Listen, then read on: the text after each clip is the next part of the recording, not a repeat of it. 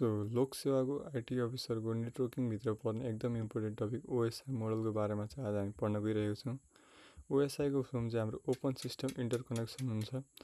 यसको मेन काम चाहिँ के हो त भन्दाखेरि कुनै पनि एउटा सिस्टम र एउटा क्लाइन्ट बिचमा चाहिँ कसरी कम्युनिकेसन हुन्छ भन्ने कुरा चाहिँ हाम्रो ओएसआई रिफरेन्स मोडलले देखाउने गर्छ।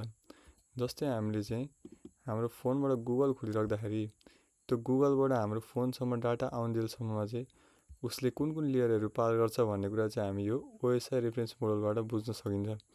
यसलाई चाहिँ हाम्रो standard organization of standardization international organization of standardization आइएसओले बनाएको, जसले के देखाउँछ भन्दाखेरि नेटवर्कभित्रमा हाम्रो एउटा क्लाइन्टबाट सर्भरसम्म अथवा सर्भरबाट क्लाइन्टसम्म चाहिँ कसरी डाटा ट्रान्सफर हुन्छ भन्ने कुरा देखाउँछ।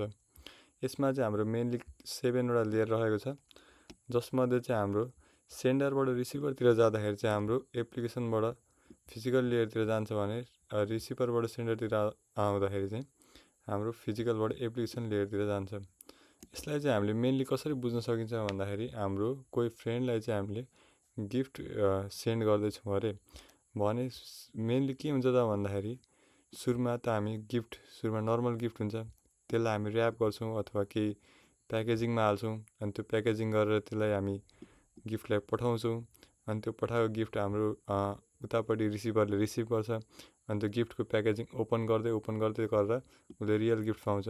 त्यसरी नै एक्ज्याक्टली हाम्रो ओएसआई मोडलमा पनि के हुन्छ त भन्दाखेरि सबभन्दा फर्स्टमा चाहिँ जस्तै हामीले सर्भर साइडबाट हेर्ने हो भने सबभन्दा फर्स्टमा एप्लिकेसन हुन्छ। भन्नु मतलब हाम्रो एक्जाम्पलको लागि यदि गुगलको सर्भर हामीले एक्सेस गर्दैछौँ भने यहाँनिर फर्स्टमा चाहिँ हाम्रो गुगलको एप्लिकेसन हुन्छ।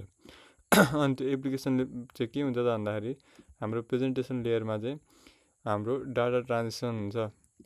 भन्नुको मतलब चाहिँ त्यो जुन एप्लिकेसनको रियल डाटा हुन्छ त्यसलाई चाहिँ हामीले डाटा इन्क्याप्सुलेसन गर्ने अथवा त्यसलाई चाहिँ प्याकेजिङ गर्ने काम चाहिँ यहाँनिर हुन्छ।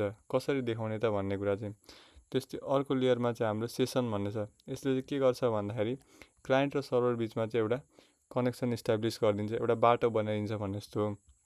त्यस्तै अर्को छ हाम्रो ट्रान्सपोर्ट लेयर। यसले चाहिँ के डिटरमाइन गर्छ भन्दाखेरि चाहिँ हाम्रो क्लाइन्ट र सर्भर बिचमा चाहिँ एकदम राम्रो कनेक्सन इस्टाब्लिस भइरहेको छ अनि डाटा ट्रान्सफर भइरहेको छ भन्ने कुरा चाहिँ यसले डिटरमाइन गर्छ।